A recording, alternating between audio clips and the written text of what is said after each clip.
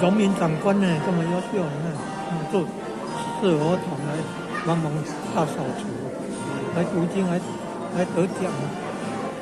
哦，农民长官优秀。还有90几岁的老农民参加过金门823炮战的，有10天没有吃饭，只有吃口粮，还活过来的。优秀。然后来佛堂听道理，真不简单。他转头转过来看我们了。你看，农民优秀，为台湾同胞牺牲奉献的，吃苦造福后人的，非常棒。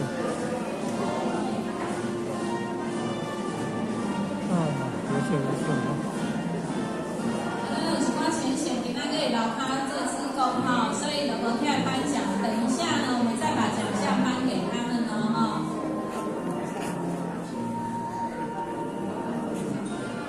老菩萨优秀。跑那么多车。